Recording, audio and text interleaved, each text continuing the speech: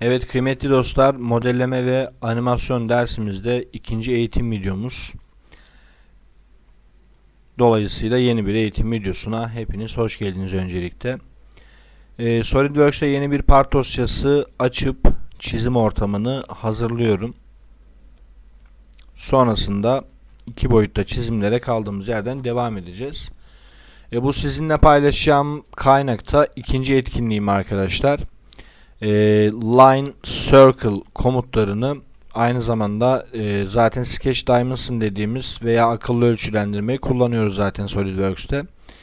İkinci etkinlikteki birinci örneğimiz, aynı zamanda ikinci örneğimiz, üçüncü örnek, dördüncü örnek, beşinci örnek ve altıncı örnek şeklinde devam etmiş olacağız.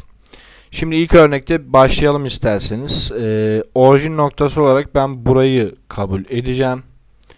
Hemen SolidWorks'e geliyorum. Herhangi bir düzlemde çizim başlat dedim. Line komutu ile yukarı doğru düz gidiyorum arkadaşlar. Sonra açılı bir şekilde devam ediyorum. Bakın düz geldim, açılı, sonra sağa doğru düz, aşağı düz.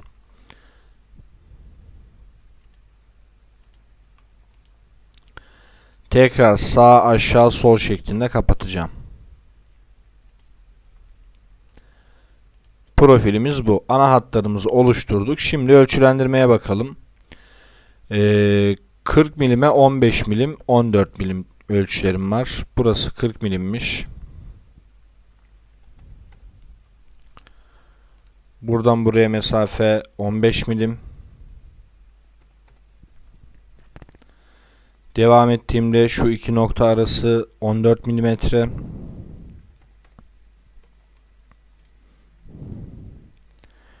...25'e 30... ...tekrar 30...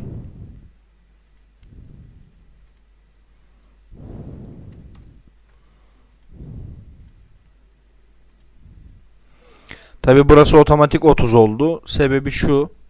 Sol tarafta 40 artı 15'ten toplam ölçü 55. Burası 25 ise 55'ten 25 çıkarsa buraya 30 kalır. Yani burayı ölçülendirmeye gerek yok. Bir şu kısmı vereceğiz. 30 milim.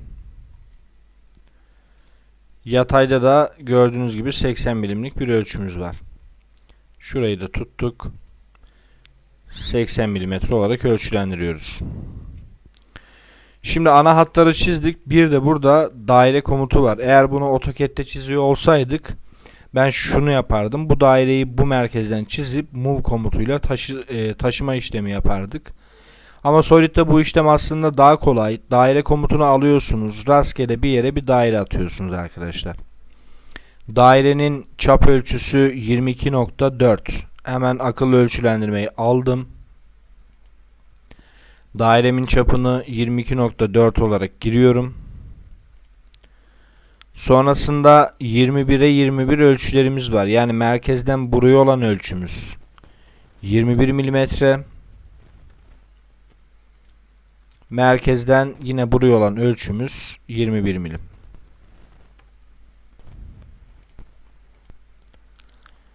Şeklimiz bu kadar. Eğer bunu katı modeli olarak görmek istiyorsak unsurlar ekstrüzyon ile katı oluştur komutu onayladığımızda bakın aslında yine L bir parça, farklılıkları nedir? Şu kısımda bir pah kırılmış arkadaşlar. Bu arada teknik resimde bunun adı pah biliyorsunuz. Ve orta kısmında bir delik açılmış. Şimdi bunu kapatıp tekrardan yeni bir part dosyası açıyorum. Şuradan düz beyazım açık kalsın. İkinci örneğimizde devam ediyorum. Yine burada aynalama komutunu kullanmakta fayda var değerli arkadaşlar. İsterseniz tam şu orta noktadan başlayabiliriz. Nasıl yapacağım hocam? Şöyle yapalım. Ön düzlemle bir çizim açalım. Orta nokta çizgisiyle orijinden yatayda şöyle bir çizgi çekiyorum. Bakın şu anda şuraya kadar geldim. Ne yapacağım? Yukarı düz açılı sağ şeklinde.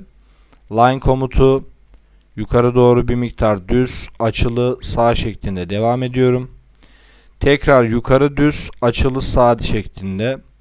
Yukarı düz açılığı sağ şeklinde devam edeceğiz. Tabii şu hizada bırakmakta fayda var.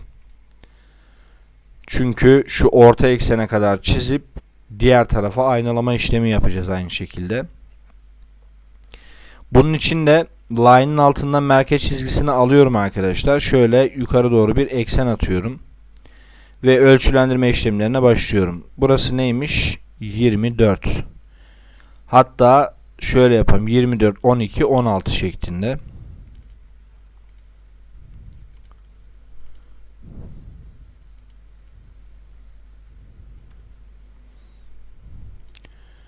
Burası 24.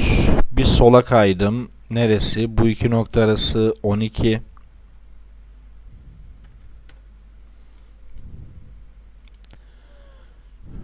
Diğer taraf 16 milim.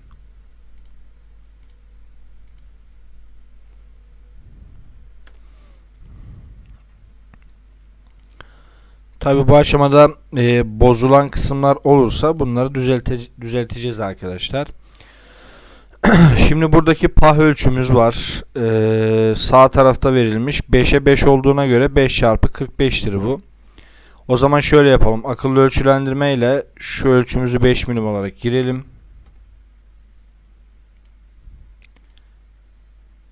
Ve yine dikeydeki ölçümüz de 5 milimetre.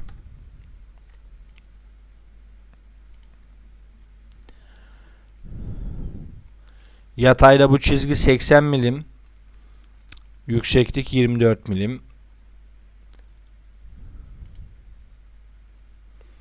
Burayı otomatik 80 yakaladık yukarıdaki ölçülerden kaynaklı. Buradan buraya da 24 milimetre.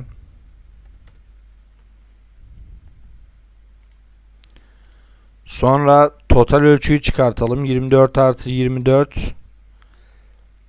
Bir de yükseklik ölçüsü olması gerekecek. 48. Vermediğine göre burayı da 12 kabul edebiliriz. Yani şuradaki pahımızın ölçüsü 12'ye 12. Şurada gizli bir üçgen var biliyorsunuz. Yatayda 12 ise dikeyde normal şartlarda ölçünün verilmesi gerekiyor. Vermediğine göre biz alalım 48, 58, 60. Yani şu noktadan aşağıya ölçümüz 60 milim.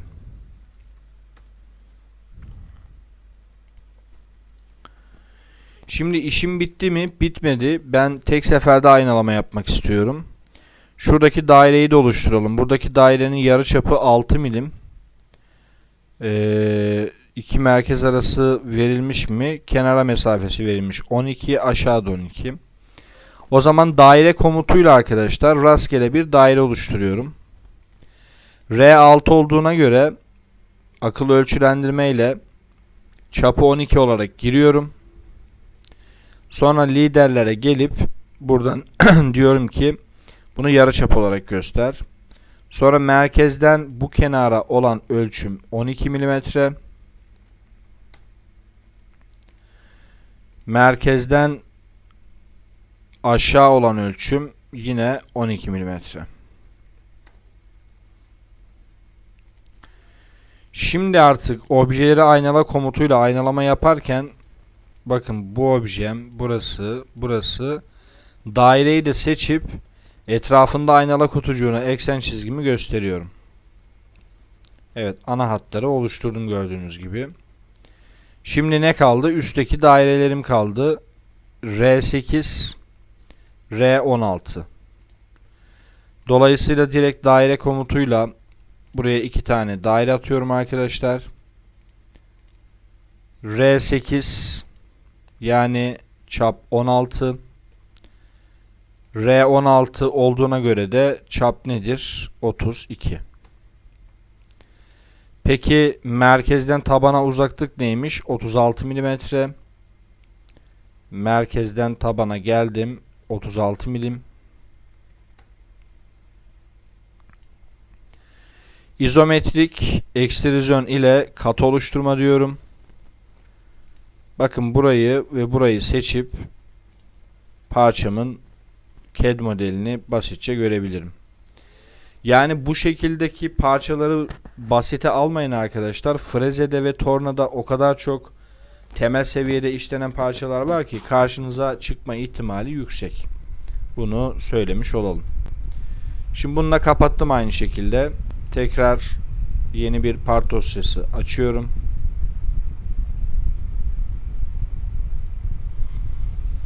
Evet, üçüncü örnek parçamız. Burada şu dışarıdaki daireyi çizmekte başlayalım, değil mi? 120 milim. Hemen yeni bir düzlemde çizim başlatarak dairemi çiziyorum. Akıllı ölçülendirme ile dairemizin çapı ne kadarmış?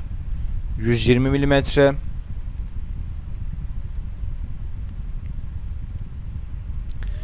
Şimdi burada bakın, dikkat ederseniz dik bir kare var ama ölçüsü verilmemiş. Hemen şöyle yapmayı deneyeceğim. Dikdörtgen komutları içinden 3 köşe noktası dikdörtgeni alalım.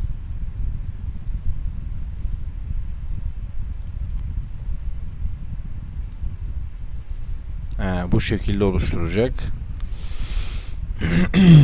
Nasıl yapabiliriz?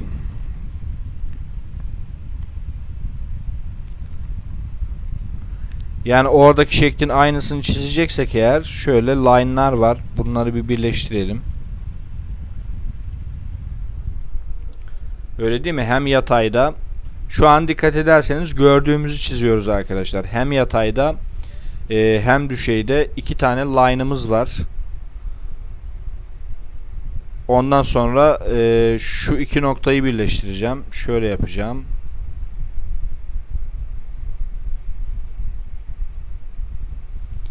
Bakın, bu iki noktayı birleştirdim ya.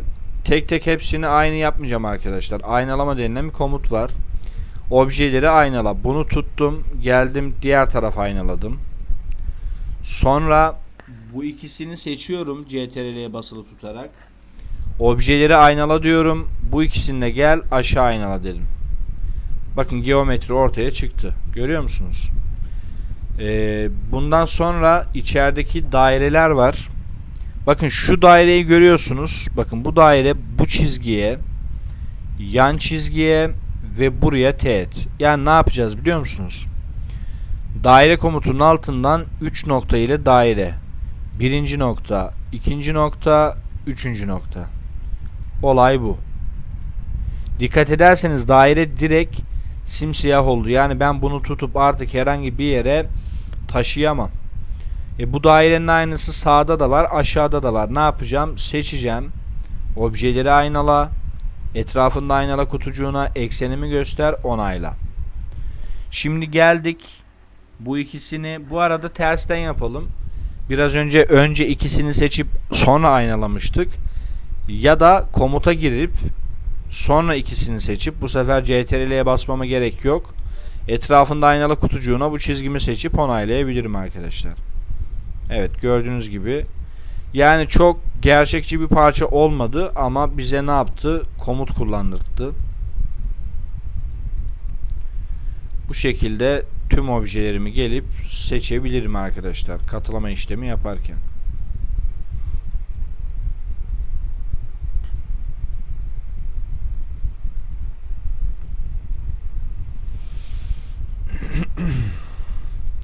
Tabi hepsini seçersek bu şekilde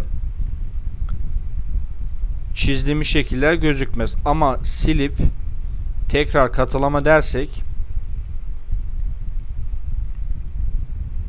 tabi şu ana hatları bir seçelim.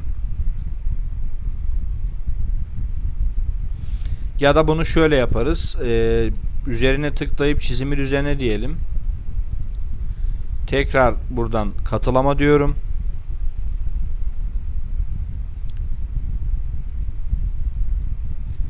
İstediğiniz yerleri seçip istediğiniz yerleri kırpabilirsiniz arkadaşlar.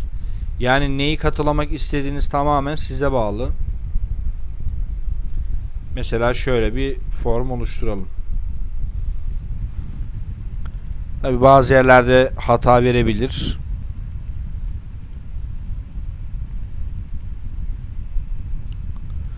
Mesela ben ne yaptım? Belli başlı yerleri seçip katıladım buradan. Görüyor musunuz?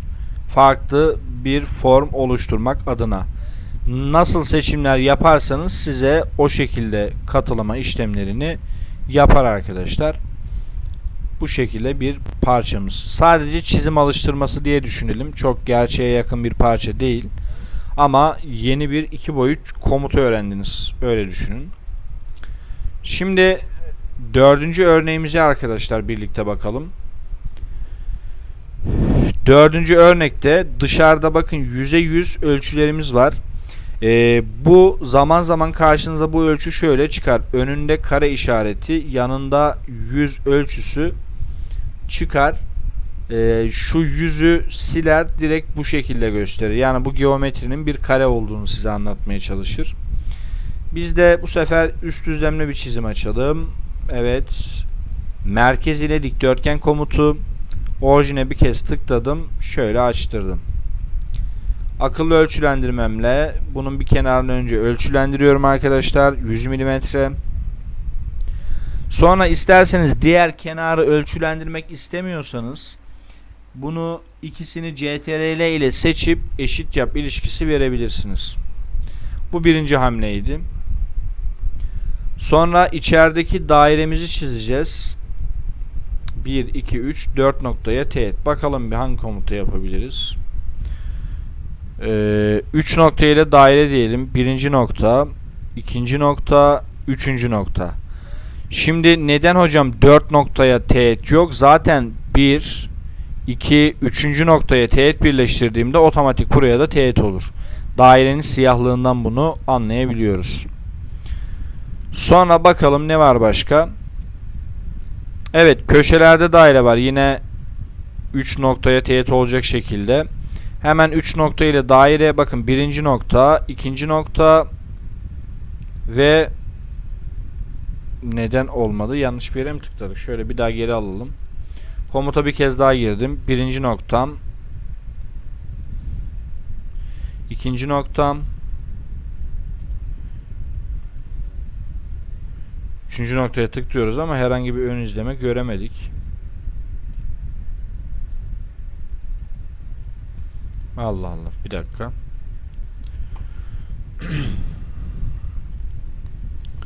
Şunu bir delete yapıp siliyorum arkadaşlar. Bir daha bir geri geldim. Bir daha bakayım buna. Yok. Herhangi bir sıkıntı yok normal şartlarda. Teğet gözüküyor.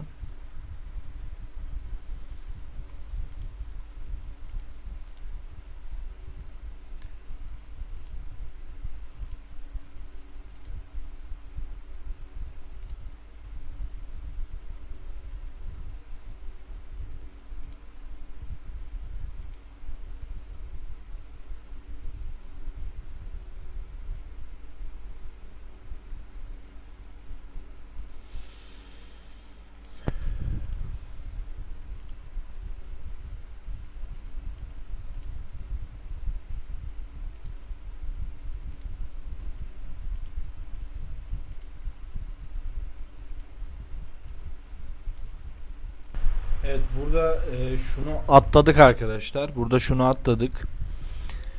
Şimdi biz 3 nokta seçiyoruz ama tamam, burayı bir obje ya da nokta olarak algılıyor program. Burayı da, ama burada dikkat ederseniz sadece şu kısma baktığımızda şurayı görüyor musunuz? Burası bir yay olarak gözüküyor. Çizdiğimizde daire olduğu için burada program bir hata veriyor.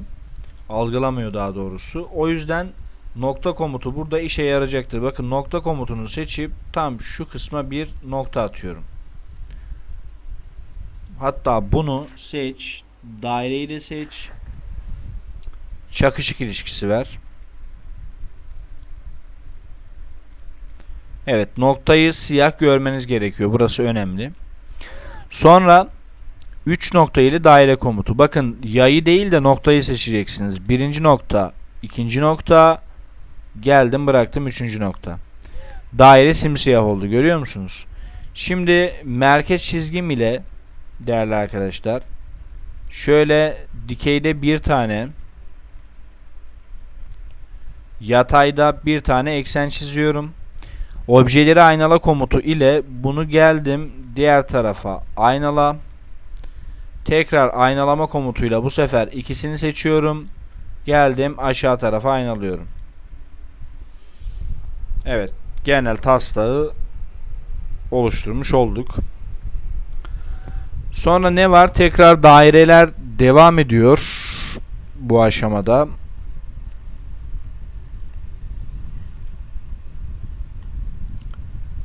daire komutu. Şöyle bir şey olabilir. Bakayım dışa taşmış mı? Taşmamış. Şimdi birinci temas ettiği nokta burası. İkinci buraya temas edecek. Burada da şöyle bir şey denesek.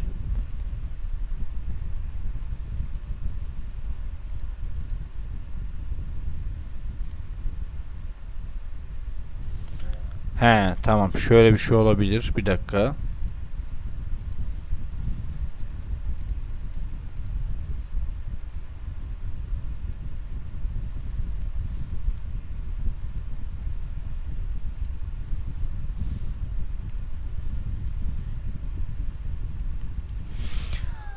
Ama sanki bu şekilde gözükmüyor. Şunu bir aynalayalım arkadaşlar diğer tarafa.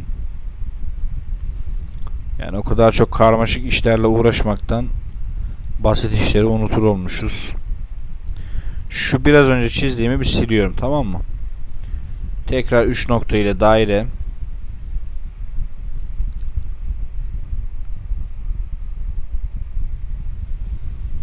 Nerelerden teğet? Tam buraya kadar gelmiyor.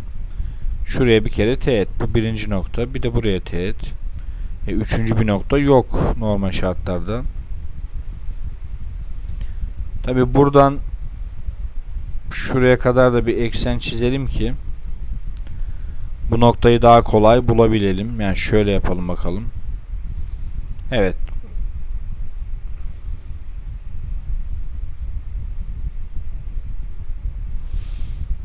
Şu anda sanırsam oldu. Şimdi bunu tuttum. Objeleri aynala komutu ile üst tarafa doğru aynalıyorum. Saçma sapan bir şey oldu. Neden böyle bir şey yaptı?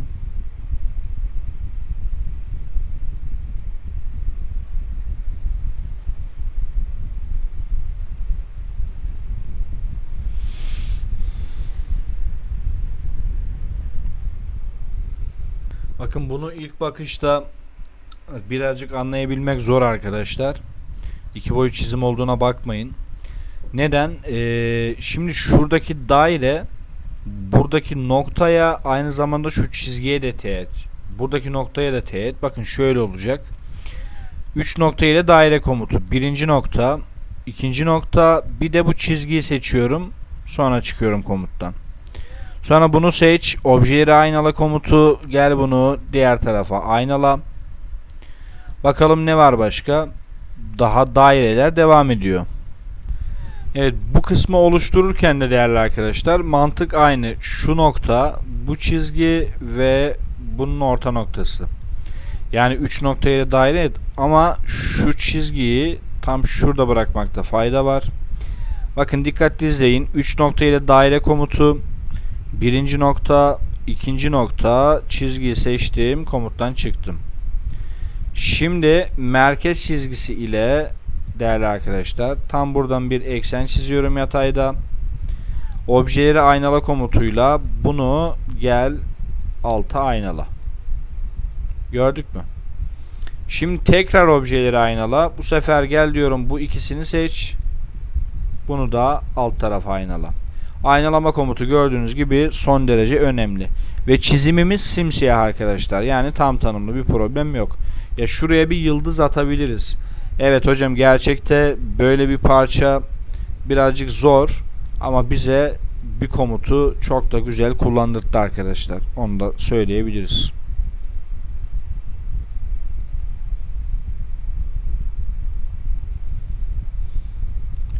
Mesela şu an seçimlerimi rastgele yapıyorum.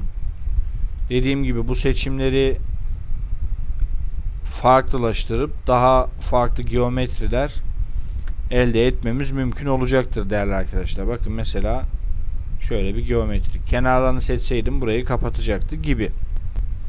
Bunu tabi katı modelleme oluştururken, yani 3 boyuttaki çizimleri yaparken daha net bir şekilde göreceğiz.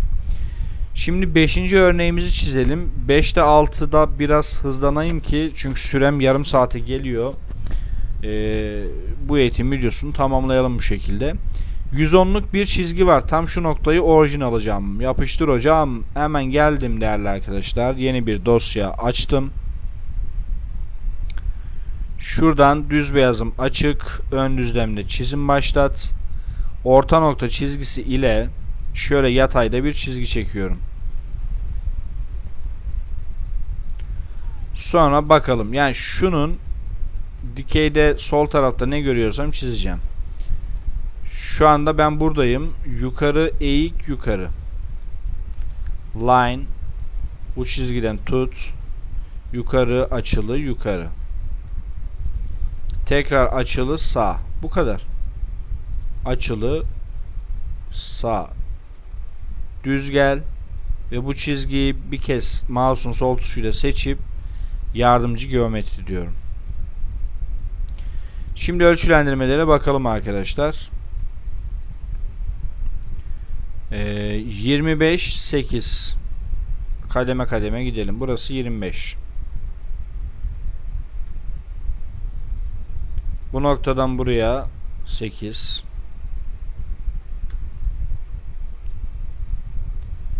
...25'e 8... ...tekrar 25'e 20 şeklinde ilerliyor. 25...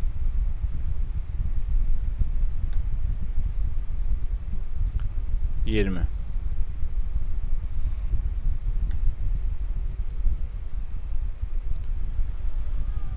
Ondan sonra 110 milimi isterseniz verelim. Yukarıda 40 ölçümüz var ama onun öncesinde mesela şurada bir küçük bozulma var. Bunu tutup düzeltelim. Şuradaki çap ölçümüz 40 milimetre. Aşağıdaki çizgimiz 110 milim.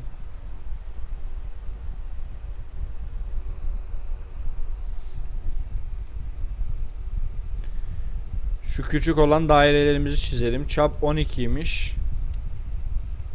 15'e 12,5 mesafeleri var. Şimdi normal daire komutunu alıp rastgele bir daire çiziyorum arkadaşlar. 15'e 12,5. Buradan buraya 12,5.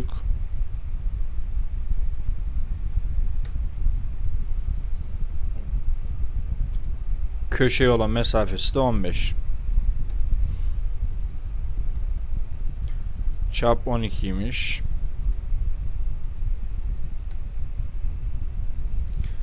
Sonra objeleri aynala komutuyla bunu seçip diğer tarafa aynala diyorum. Tabi bu işlemi tek seferde de yapabilirdik. Niye? Şunları da seçecektik çünkü. İsterseniz öyle yapalım arkadaşlar. Bir geri alıyorum. Bakın objeleri aynala komutunu seçtim. Bu arada aynalama komutuna gelmeden aslında aynalamayı da kavramış oldunuz bence. Evet, olay bu. Totali 110 milim.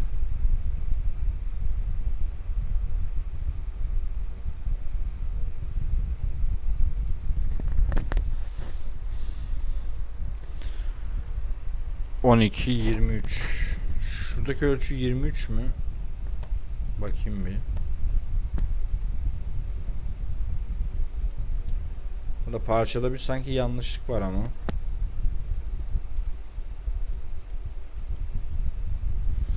Evet arkadaşlar, şöyle bir geri geliyorum. Bir yerde sanki küçük bir hata yaptık.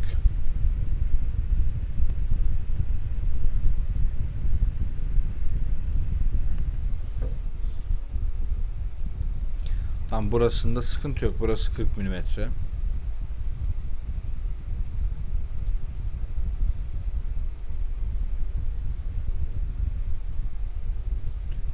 Aşağıda da sıkıntı yok ama şu 8 ölçüsü mü engelliyor bizi?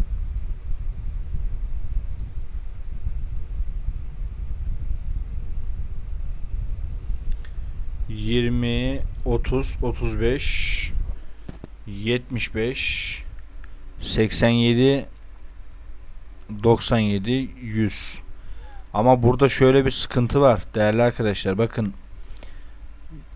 ...dikkat edin. Burası 23...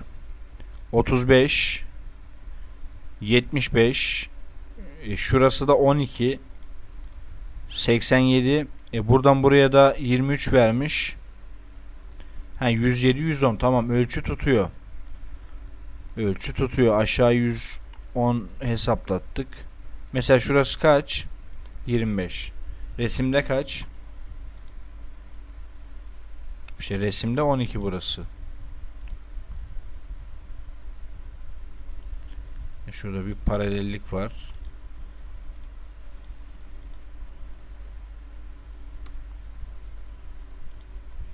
Tamam. İşte burada neyi görmüş oluyorsun? Bakın 23 nasıl geldi, düzeldi buraya.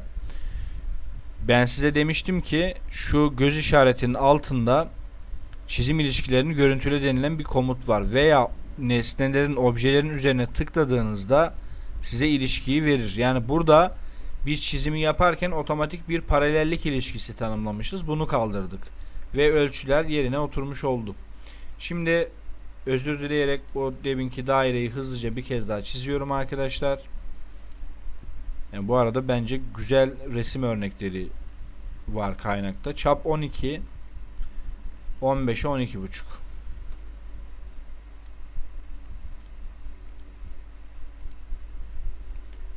Buradan buraya 12,5'ti. Merkezden buraya da 15. Şimdi objeleri aynala. Evet, geldim. Bunları diğer tarafa aynalıyorum. Evet, şu anda şeklimiz doğru. Ne yapacağım? Çap 20'ye çap 40 iki daire var. Daire merkezinden aşağı olan ölçü yukarı olan ölçüyü vermiş. Sıkıntı yok, 35. Ben ne yapıyorum? Daire komutuyla herhangi bir nokta yakalatmadan iki tane daire çiziyorum. Çap ölçülerim 20'ye 40 mm. İçeriden başlayalım. Çap 20.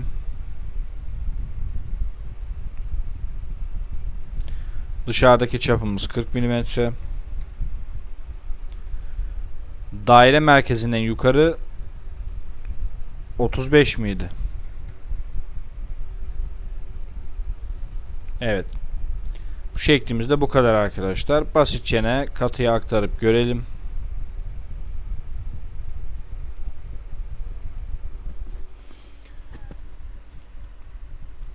Evet, gayet açılı, güzel bir şeklim. Şu parçaya benziyor. Nerede? Şu parçaya benziyor arkadaşlar.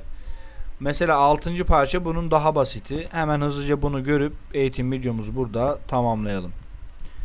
Yeni bir part dosyası açalım öncelikle. Düz beyazım açık kalsın. Şurayı yine orijin kabul edebiliriz. 90 milimlik bir çizgi çizeceğiz. Bu arada burada da size şunu göstereceğim. Şimdi aynalama komutunu yine göreceğiz ama bu şekilleri arkadaşlar tek tek çizmek yerine aynalamayla göstermek istiyorum. Onun haricinde bir de şunu söyleyeceğim. Bakın bunu 3 boyutta da göreceğiz. 2 boyutta çizim yaparken AutoCAD mantığıyla da ilerleyebilirsiniz. Yani çizdikçe ölçülendirme yapabilirsiniz arkadaşlar. Bu yanlış bir şey değil. Ne demek? Bakın uygulayalım birlikte. Mesela line'ın altından orta nokta çizgimi alıyorum. Tamam mı? Orijinden şöyle tuttum, çekiştirdim. Hemen gelip akabinde ölçü de verebilirim. Kimse de bana bir şey diyemez. Ya hocam AutoCAD değil bu demeyin. İşinizi yani size daha kolay geliyorsa yapabilirsiniz. Sonra bakın profil nasıl ilerlemiş buradan yukarı değil mi? Ölçü kaç? 30. Tamam. Ben de tuttum yukarı çıktım. Sağ klik bakın mouse'un sağ tuşuna basıp seç dedim. Ne kadar gelip direkt ölçülendirebilirim. 30 milim. İçeri doğru geleceğim ve yukarı çıkacağım. Ölçüler 20'ye 20.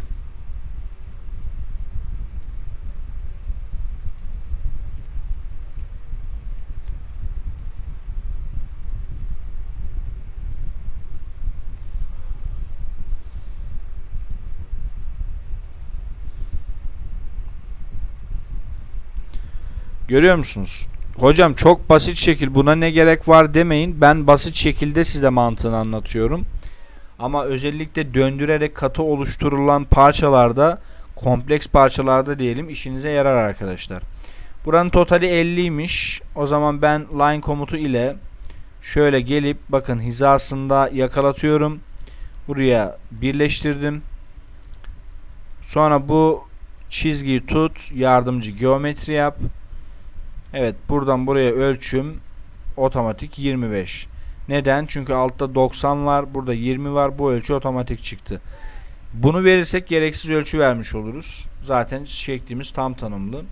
İsterseniz daireler oluşturalım. Çap 16, ölçüler 15'e 15. Daire komutu rastgele çiziyorum. Akıllı ölçülendirme merkezden tabana. Ölçüm 15. Merkezden buraya olan ölçüm aynı şekilde 15. Peki çap ne kadar? 16. Objeleri aynala komutu ile bunları tutuyorum değerli arkadaşlar. Diğer tarafa aynalıyorum. Bakın ufak tefek aynalama komutu, line komutu, circle komutu değil mi? Bir dünya iş hallediyoruz. Bu arada bunu da söylemiş olalım. Ufak tefek komutlarla. Burada eksiğimiz ne kaldı? Buraya bakın, şu daire merkezinden şuraya olan ölçü 25 olduğuna göre tam ortada. Çünkü 50 ölçüsü var.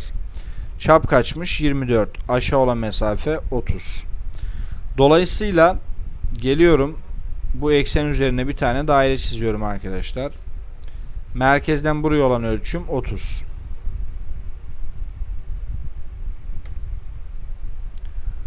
Dairemizin çap ölçüsü 24.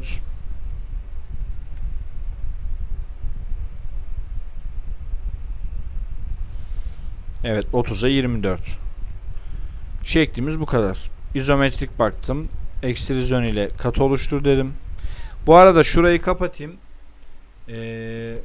Dik bakayım önce çizime.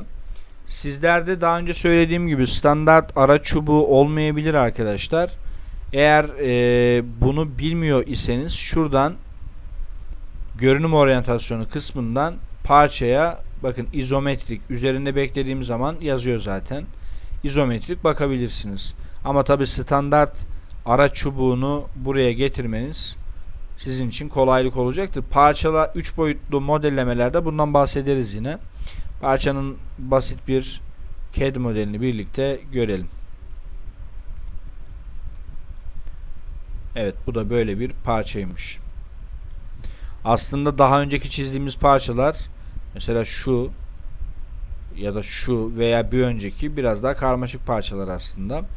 Evet, ikinci etkinliğimizi de detaylı bir şekilde 37. dakikadayız arkadaşlar. Tüm detaylarıyla birlikte sizlere aktarmaya çalıştım.